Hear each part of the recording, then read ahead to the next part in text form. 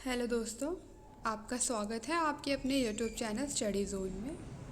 तो आज हम पढ़ेंगे सच्चिदानंद हिरानंद वात्स्यायन अज्ञे की एक प्रसिद्ध कविता असाध्य वीणा।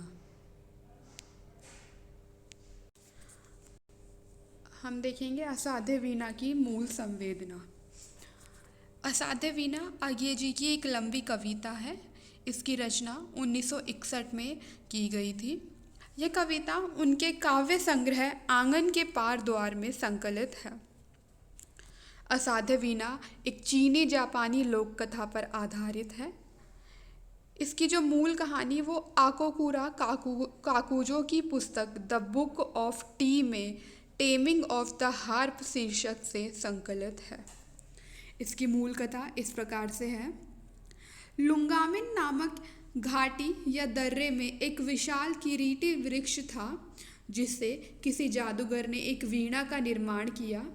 अनेक कलाकार कोशिशें करके हार गए हैं, पर इस वीणा को नहीं बजा सके, इसीलिए इसका नाम असाध्य वीणा पड़ गया।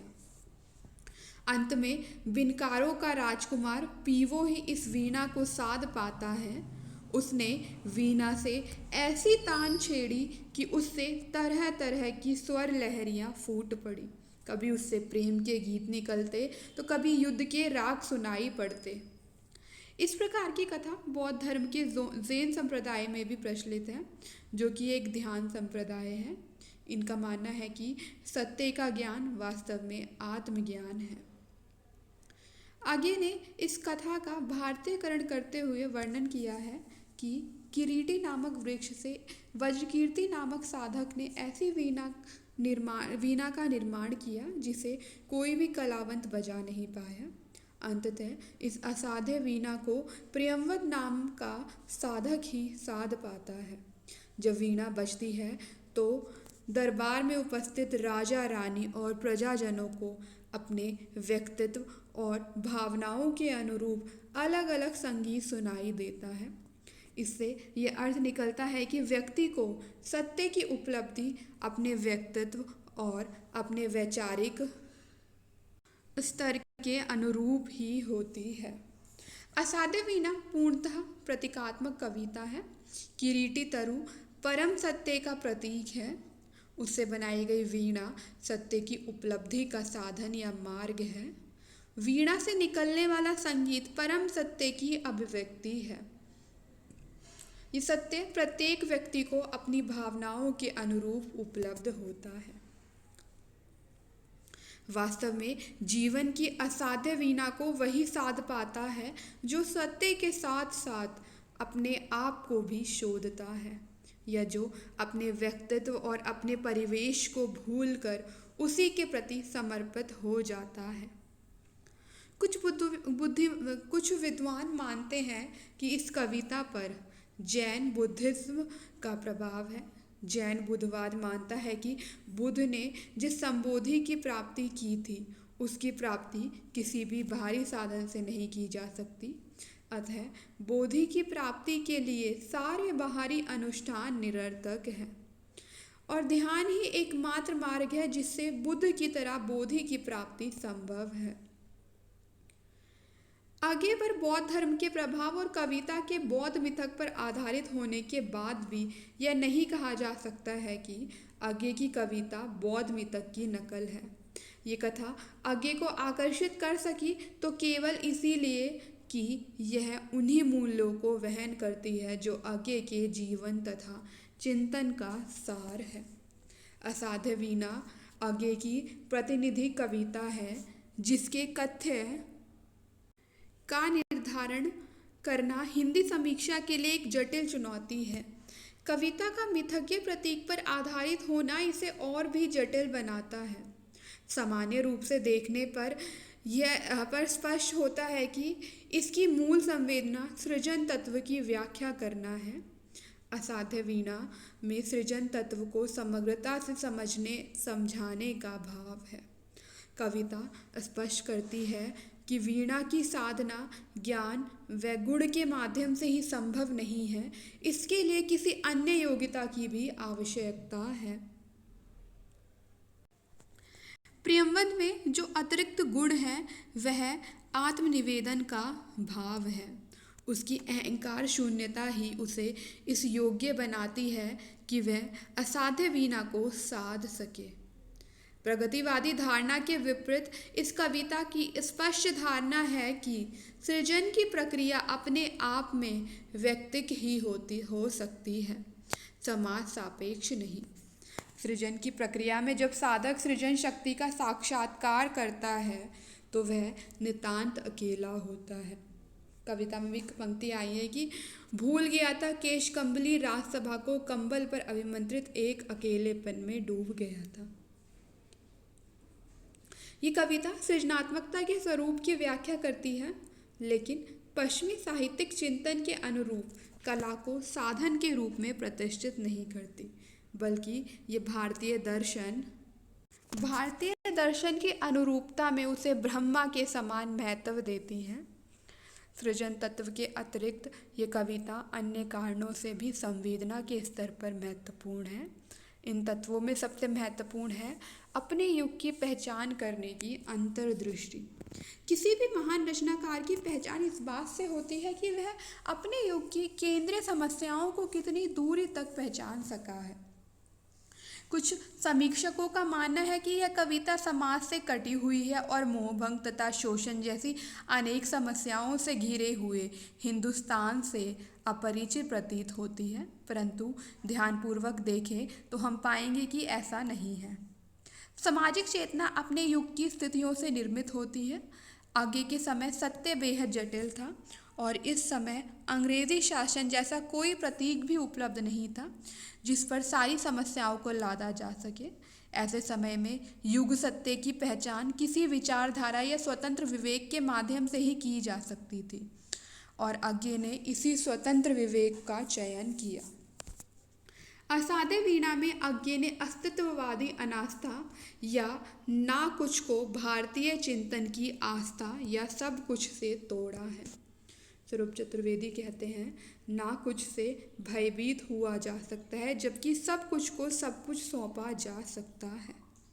प्रियंवद भी ऐसा ही करता है।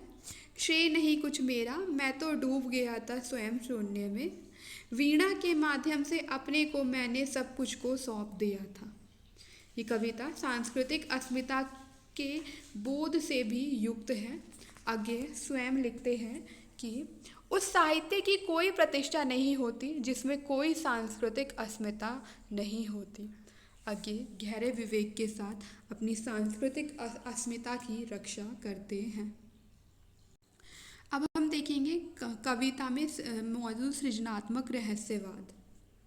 रहस्यवाद वह भावनात्मक संबंध है जिसमें कोई व्यक्ति परम तत्व या अपने प्रिय के साथ एक तत्व की अनुभूति करता है।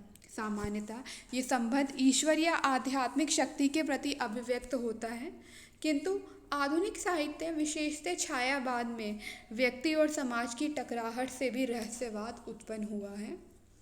आगे ने आरंभ में ईश्वर व अध्यात्म का विरोध किया, किंतु धीरे धीरे उनमें रहस्यात्मक अनुभूति दिखाई देने लगी। इसका चरम स्तर असाध्य वीणा में दिखाई देता है। इसमें व्यक्त रहस्यवाद को नव्य रहस्यवाद या सृजनात्मक रहस्यवाद भी कहा गया है। आगे ने स्वयं स्वीकारा है कि उनकी काव्यानुभूति का एक अंश रहस्यवाद से प्रभावित है।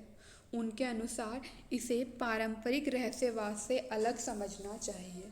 ये रहस्यवाद तो अपने भीतर निहित सृजनात्मक शक्ति के प्रति है। असाध्य वीणा में भी सृजनात्मक रहस्यवाद का स्पष्ट उल्लेख मिलता है। अवतरित हुआ संगीत स्वयंभू, जिसमें सीता है अखंड ब्रह्मा का मौन अशेष प्रभामय।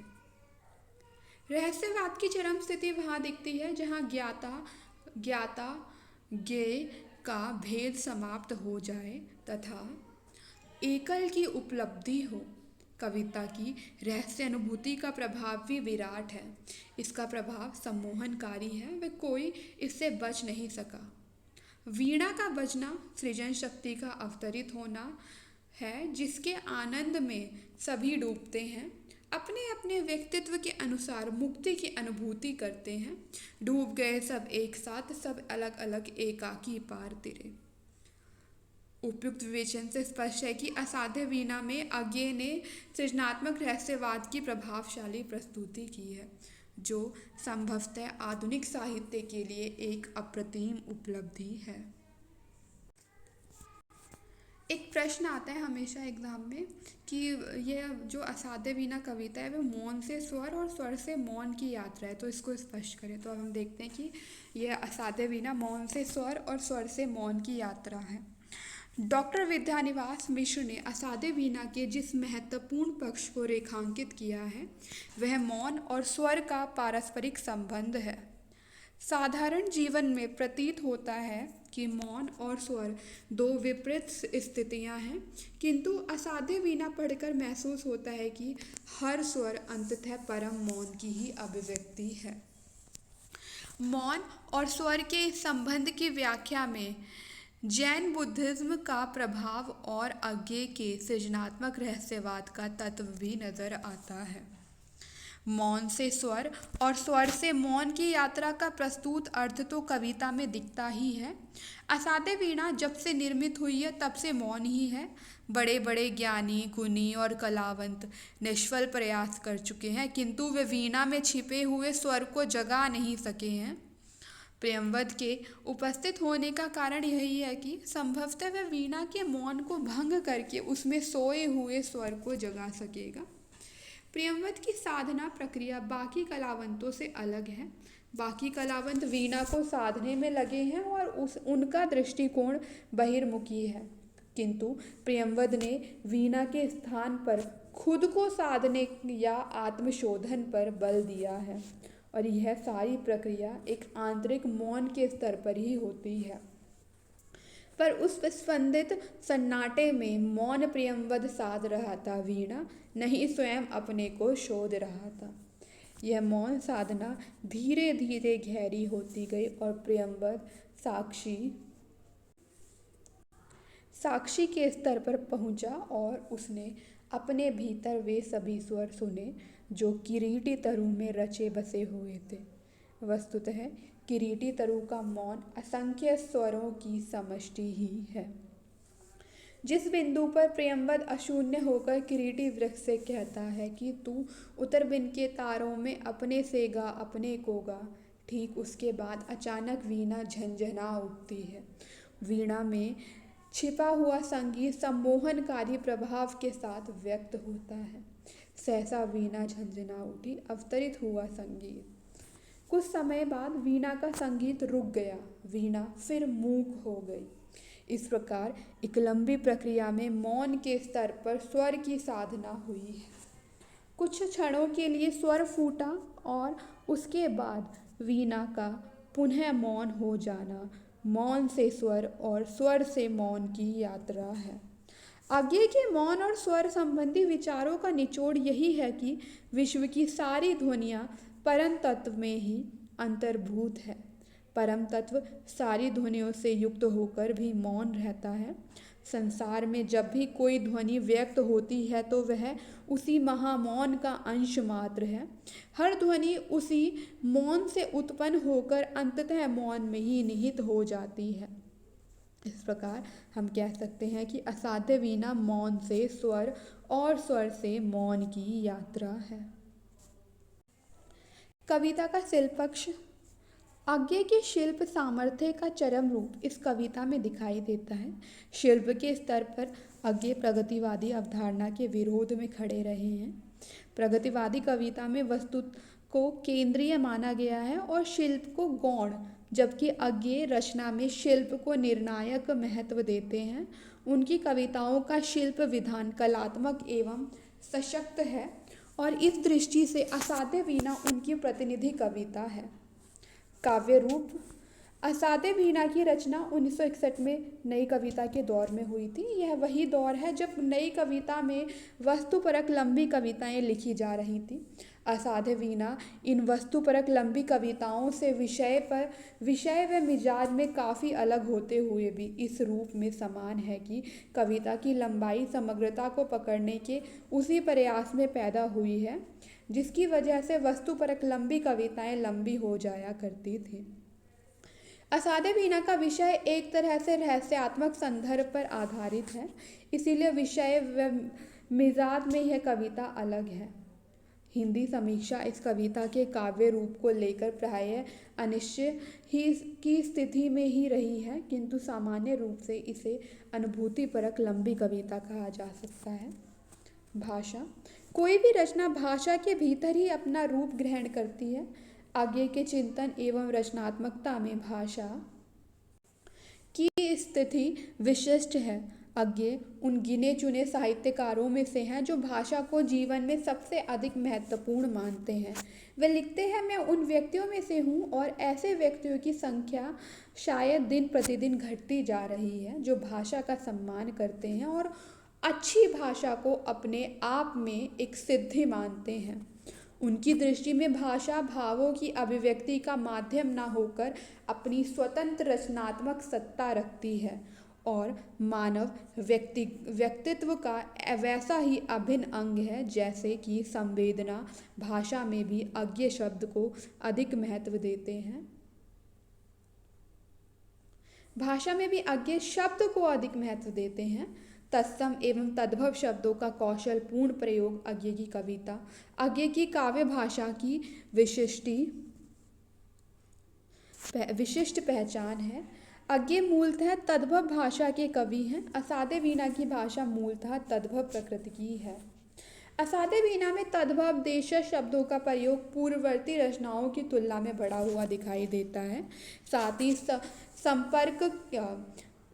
संपर्क के परिणाम स्वरूप तत्सम शब्दावली का रूप हल्का हुआ सा दिखाई देता है।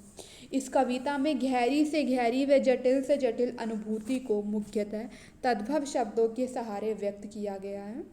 असाध्य वीणा में तद्भव प्रकृति बहुत मार्मिकता के साथ व्यक्त हुई है, विशेष रूप से उस प्रसंग में जहाँ वीणा के संगीत का प्रभाव प्रत्येक व्यक्ति पर स्वधर्म के अनुरूप पड़ता है।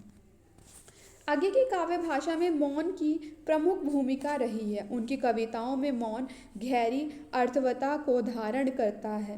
मौन की स्थिति असाध्य वीणा में अपेक्षितया विस्तार से हुई है। आगे की भाषा गहरी अनुभूतियों को सूक्ष्मता के साथ अंकित करती है। भाषा क्षमता के आधार पर उनकी गिनती कालिदास जैसे रचनाकारों के साथ की जाती है। आगे की कविता बिंबों का बेहद सदा हुआ प्रयोग करती है। संपूर्ण असाध्य वीणा की प्रकृति बिंब धर्मी है। अपनी ऐन्द्रिकता में सामान्य स्थितियों को अभिव्यक्ति देने के कारण बिंबों की दृष्टि से यह नई कविता की अप्रतिम रचना है। इसमें दृश्य, ध्वनि, स्पर्श आदि बिंबों का सफल प्रयोग हुआ है। तो आज हमने पढ़ा आगे की कविता असाध्य वीणा को। Thanks for watching. अगर आपको वीडियो पसंद आए तो लाइक करें, शेयर करें और हमारे चैनल को सब्सक्राइब करें।